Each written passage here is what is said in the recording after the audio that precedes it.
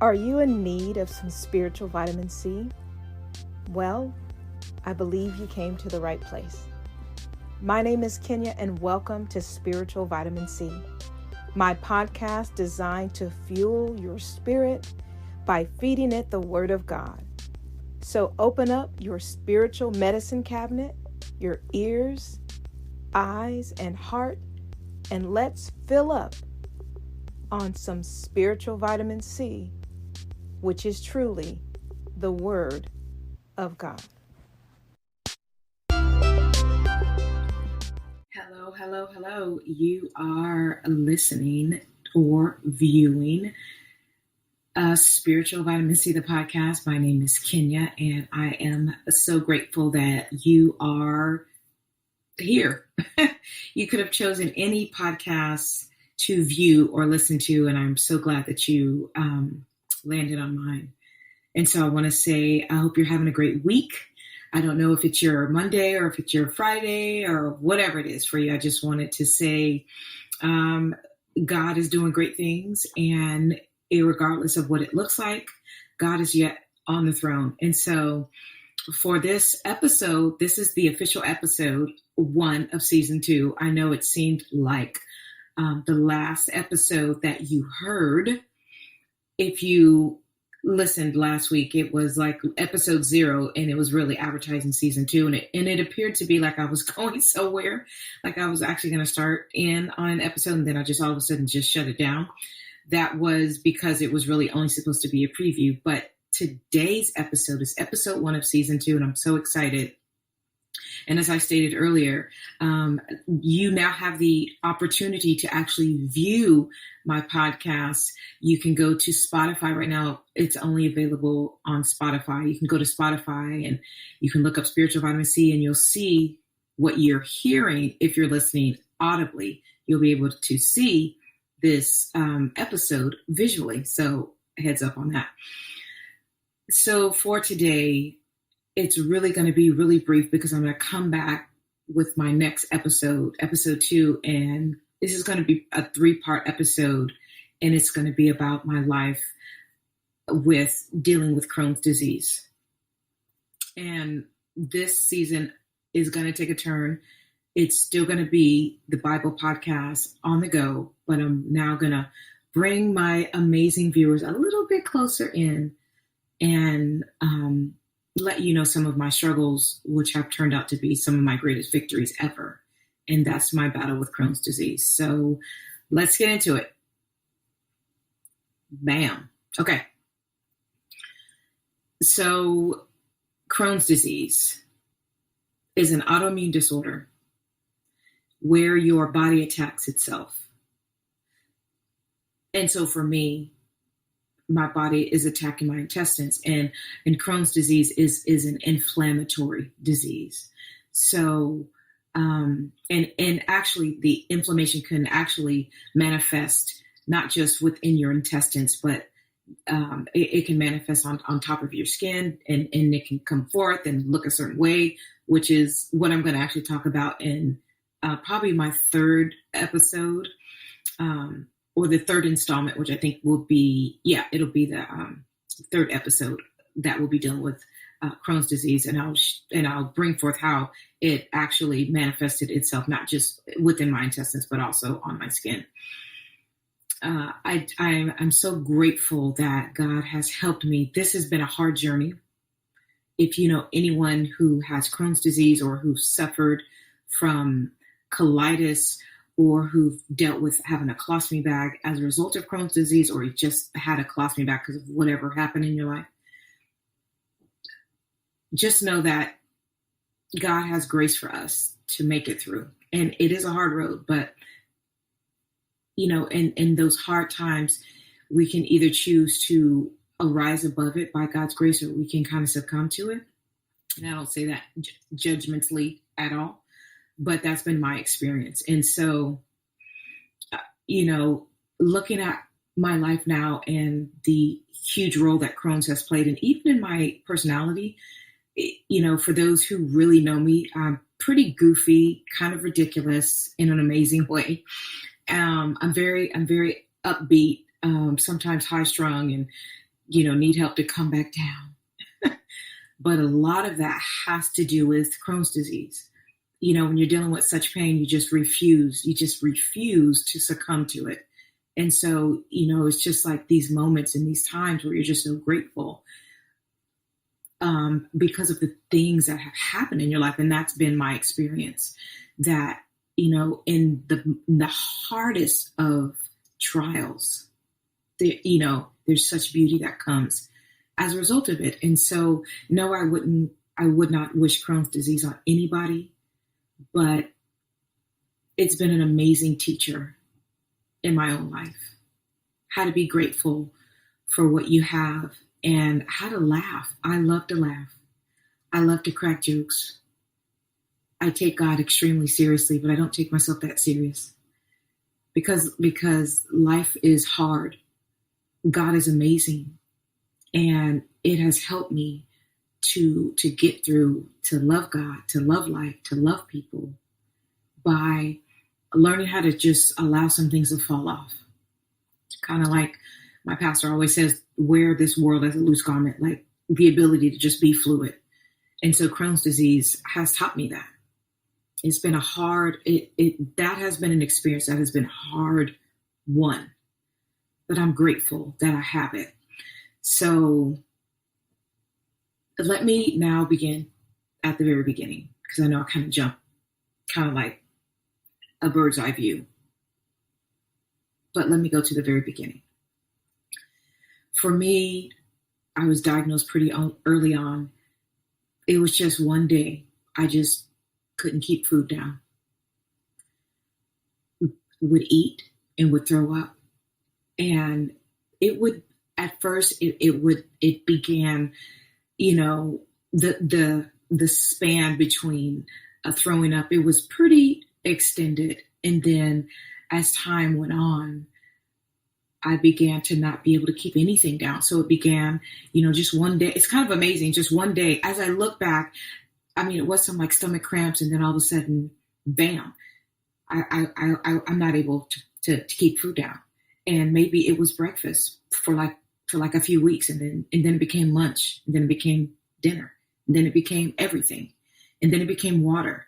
And as time went on, I slowly got worse, and I was so tired of throwing up that I just stopped eating altogether. And then what began to happen is, because I didn't have food to throw up, I began to throw up my gastric contents, bile. I just began to, and then when that wasn't enough, then I just began to dry heave. And let me tell you, it was just terrible to be as young as I was and have to, I was like coming out of ninth grade, to be as young as I was and have to battle that type of an illness and not know anything was pretty traumatic. No one around me knew what was going on. There were whispers in the air that something like I had a disease that was killing me, or whatever. People can be pretty cruel, I think, just in general as an adult. But when you're a child or a young person, you have to hear what people think about you, and as adults, it can be really hard.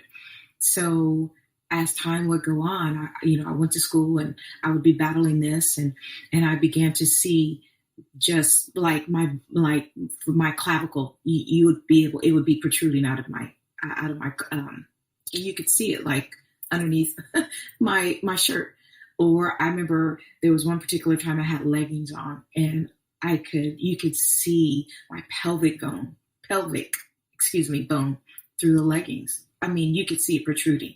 That's how small I had gotten, because I was so tired of throwing up and I just refused to eat. And then even when it would be a long time that I would go without food, maybe it'd be like a day. It wasn't like days. Even when I did drink water, it would come right back up. And that happened for 6 or 7 months. And I went to the ER, and they said nothing was wrong. I went to this ER. And let me tell you, I went on a journey of ERs, and for them to tell me nothing. So this summer that I was getting ready to go into 10th grade, that summer, I ended up moving to another city with my older sister. She was taking care of me at the time. And we were in her city going to going to the ER, and the doctors, they said nothing was wrong with me. Now, mind you, while all this is going on, I'm still getting small. I'm telling you, nothing but the grace of God that kept me. And then the pain, the cramps got worse. I eventually had to start eating again, right? Or I was going to die. So I just had to endure. For every meal that I had, it was just pain. I was throwing it up. And the pain got worse in my intestines, and it got worse, and no one knew anything that was going on. And I just remember I began to pop a lot of Tylenol. Thank God that there wasn't any like narcotics around. I think about that sometimes. I look back and I look at the hand of God and how things just worked out. And I'm grateful that like there wasn't any narcotics around. Like I didn't go to the ER and they were like, well, here, take some of this, take some of that. I would have been a serious addict, because the pain needed to stop, and it wasn't stopping. And I remember I was popping Tylenol, and I'll never forget one night I was at my sister, because I was living with my sister at the house. And I remember I was in my bed in the room, door was closed. And I remember I began to convulse. And I remember this, I began to convulse uncontrollably from head to toe. And I didn't know what was going on. My body just began to shake violently, and I couldn't stop it. And I remember it eventually stopped, and I was so afraid. I don't know if I ever told my sister, but I just remember I stayed in that room. I was so afraid.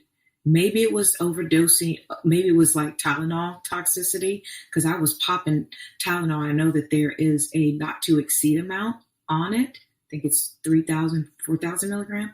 Listen, I was popping Tylenol just to function.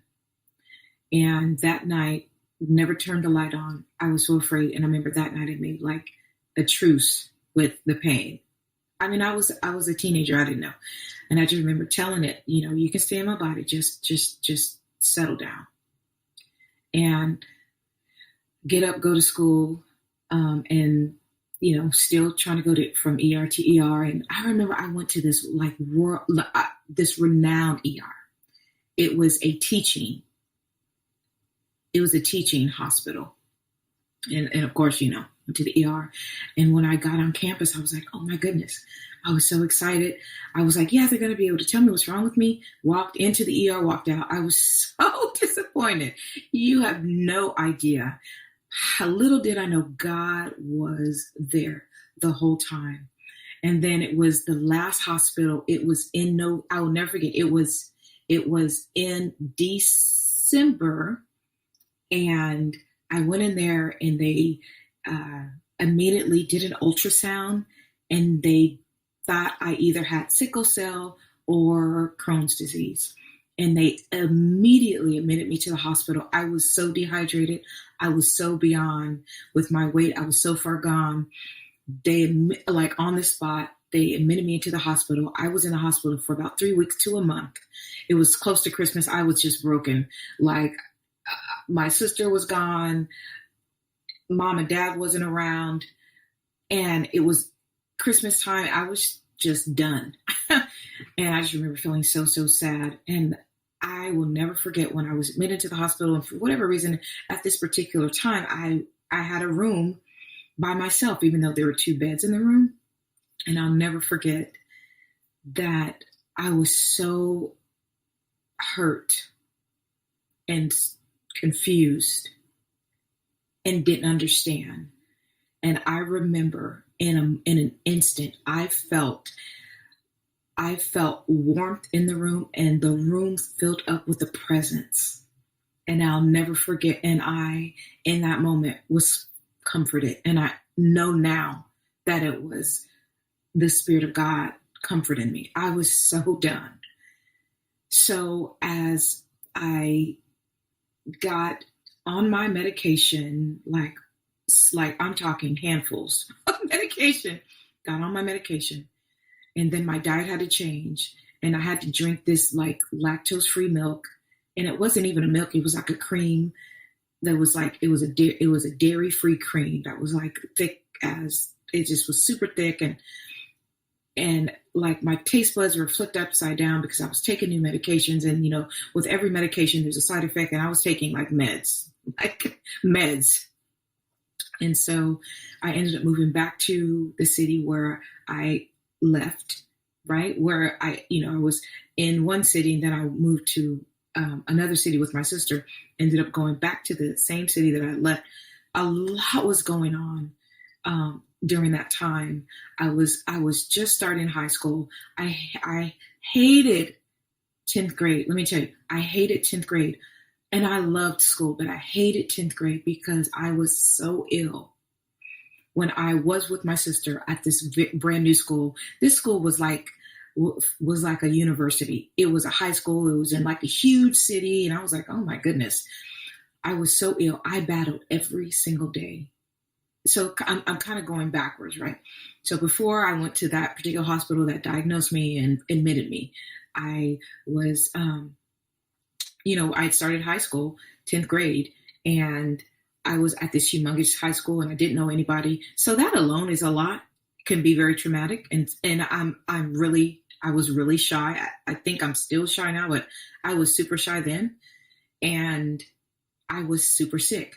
My only saving grace of that whole time is that I was a French student. I had been taking French since the 7th grade, and I knew what I was going to do in life. I was going to be a designer, and so I needed to learn French because I was going to France. That was the plan, and I was going to design for a fashion house. That was the plan, and so I started early. I knew what I was going to do, and that was the only saving grace about everything about going to school, is that I loved the French class. I was in French club, and I'll never forget, we were going to go to France that summer for like a quick immersion program, and they were going to help us to get there. And I was super excited, even though I was super sick. That was my only saving grace. And then I went into the hospital, and then I ended up moving back to where I was. And I was just it was such a traumatic time, tumultuous time for me. And God's grace, I am not kidding. God's grace got me through everything. Went back to the city where I was originally from, went to school, saw my old friends, but I was a different person. I looked, I'd gained some weight. I was on medication. I had a note that I had to carry to every teacher, and to inform them that at any time I needed to go to the bathroom, I needed to go, because anyone who has Crohn's disease understands one thing: bathroom. That's one word, right? Bathroom. Where is a person that has Crohn's disease knows where every single bathroom is, no matter where they find themselves. If they're in a restaurant, they know where the bathroom is. If they're on a plane, they're somewhere close to the bathroom. If you go anywhere to anybody's house, you know where the bathroom is. It's just kind of the hand that we're dealt. So as I would go from each teacher, I had to give them this note, because there are times when you're at school, the teacher's like, nobody can leave, so and so and so. But of course, and then that was a whole different issue. Like, there's so many layered issues about Crohn's disease, and I was already embarrassed that I had to take all these medications. I felt invaded by this enemy, named Crohn's disease. And then on top of that, dealing with high school is difficult anyways. And then on top of that, now I'm embarrassed because I have to hand this note to this teacher and let them know that anytime I need to go to the bathroom, I am free to walk out of your class and go.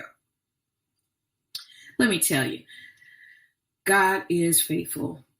God, just the grace, and just some of my teachers were amazing. My counselor in high school was amazing. I always say that God gave me 5 people growing up, coming from Arkansas to California. It was like a serious, rough transition. And I always say God gave me 5 people to help me through high school, because high school was rough. I just had a lot of life stuff happening. And so I just had like 5 people basically to help me through like life at that point in time. And so here I was in high school, navigating all the socials, the social stuff about high school, and I had this disease. And then I was going back and forth, like the children's hospital, because they had these top-notch surgeons and top-notch doctors. And so I was going back and forth from one city to the next to go to the doctors, and they were putting me on this drug and that drug and that drug. And, with every drug, there's a whole new set of side effects, whole new set that I had to deal with. And let me tell you, it was rough. It was rough, but God was faithful. And it subsided a little bit. And then all of a sudden, when I was 18 years old, it just roared. Super ill, had to be checked into the children's hospital. And that's where I went into surgery. They did a resection. My intestines were so diseased that they literally had to cut out a section of my intestines. So went in, got the surgery done, and then everything just went haywire. Ended up getting really sick and ended up almost dying. They said I turned gray, and I just remember I was septic from head to toe. I was just ill, and I just remember I was in so much pain. I just remember telling everybody off, and the nurses were crying. People were crying. They're like, "Kenya, you're dying, and you need to go back into surgery." But the reason that I was fighting this emergency surgery is because they said that I needed to get a colostomy bag. Being as young as I was, and I had plans to go to Hollywood. I had plans to date and to do amazing things. No one has time for a colostomy bag. And when they explained to me what it was, I just went sideways. And so they're like, things went wrong. And now we have to take you back into emergency surgery. You're literally dying. And I remember telling them, I just remember telling them, let me die. The nurses were crying. People around me were crying. And all of a sudden, I'll never forget. I don't even know how he knew, but one of my brothers, my oldest brother, called me and he just said, "Baby girl, go ahead and get the surgery. You're going to be okay." Out of the blue. And I've never asked him how he knew, but he called at just the right time and he helped me. And I went into the surgery, and I was so ill. I was by the time I was out of surgery, I was in ICU, like tube down my throat, sick, hanging on to dear life. And I had a colostomy bag. I would suggest, if you have no idea what a colostomy bag is, I would just say Google it and you'll see. But it's where my intestines were so diseased, and the doctors explained it like this: they needed to reroute my plumbing. Just everything needed to stop. There needed to be nothing, no food, no water running through the lower part of my intestines. They needed time to heal. So they rerouted my plumbing, right? If you're looking at this visually, you see me doing air quotes. That's how they explained it to me, is that your plumbing is going to be rerouted. So they created what's called a stoma, an opening through my abdominal wall. They created an opening. They brought my intestine, a portion of my intestines. What is that? Like an inch and a half out to the surface wall of my abdomen, and they tacked it. That sounds strange. I don't know the surgical term, but they made sure that it stayed on my abdominal wall, so it protruded out of my body. And then, of course, you put a bag. I wish next time, maybe the next episode, I still have some bags left. I always thought one day, if I ever was teaching, or if I ever had, if I was going to preach or whatever, I always wanted to, if I was ever going to do it, I always wanted to keep a bag so that I could show people. I want to forever remember this time, because beauty for ashes. That's God's exchange program. Strength for fear. God is exchanging. So I never want to forget where God has brought me from. It's terrible, as tumultuous of this season of my life. The jewels that God gave me was hard won. I never want to forget the time. So a stoma is an opening, and so an inch and a half was brought forth of my intestines, and it protruded outside of my body. And then, of course, a colostomy bag was placed over the intestine, and it would adhere to my body, and the waste would dump out into the colostomy bag. You notice I'm speaking in past tense, right? That'll be maybe episode 2. I'll tell you why it's now past tense. And so I would have a number 2, a BM. That's how it would be. It would be like liquefied for the most part, unless it was like, depending on what I ate. But that's how I lived for 20 years. Yeah, 20 years. Can you imagine? And a day is 20 years and a day. I lived with a colostomy bag. Let me tell you, episode 2 is going to be the colostomy bag. But I'm going to stop here. And I'm going to tell you, I fought the colostomy bag. I was super mean to the doctors. I was literally dying. I was septic. I was like 1 foot in hell and 1 foot in the grave.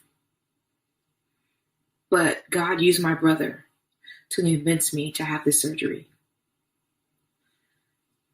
I was so traumatized. Surgery 1. That surgery 2, the colostomy, I was beside myself. It was a whole new way of life. And the emotional trauma, the psychological trauma, the mental trauma that I went through, I'm going to tell you about it in the next episode. But let me tell you, I went through it and I came out, but let me tell you, it was hard. But I'm grateful for every single thing that I have gone through with this ridiculous disease, because it has made me who I am today. I love to laugh. I love life. I love people. I love meeting new people. Even sometimes I'm breaking down meeting new people. I love life. And I think it's because I've been so close to death a handful of times. I'm grateful God is faithful. I'm grateful that He was there. I'm grateful for the people He put in my life to help me through. I'm grateful for the nurses, the doctors.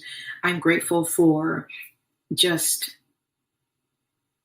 God being faithful.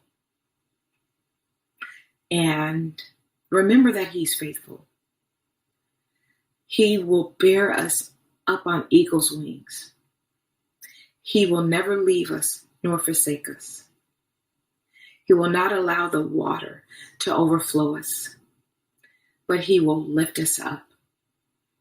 As you go through your day this week, whether it's your Monday or your Friday or your Thursday or whatever, be reminded that God is faithful. He is always there. And He always cares. And He's always going to come through. So that's our time on today. I would say, please remember to, if you enjoyed everything that you saw and heard, please don't forget to rate my podcast. Please subscribe. Please consider financially supporting. Please review. And please tell somebody else about it, especially because the next few episodes I'm going to be dealing with Crohn's disease. So if you know somebody that has Crohn's disease, that has a colostomy bag, that has colitis, let them know that I am sharing my testimony. And if anyone wants to connect with me regarding Crohn's and colostomy, the colostomy bag, please, you can hit me up on social at Spiritual Vitamin C, TikTok, Instagram, or Facebook. I'm going to say bye for now, but please remember that life really does need a dose of Christ. See you later.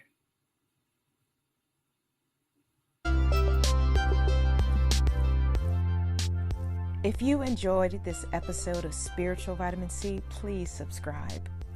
I would also love it if you would rate it and leave a review. I look forward to seeing you next time. And remember, life needs a dose of Christ.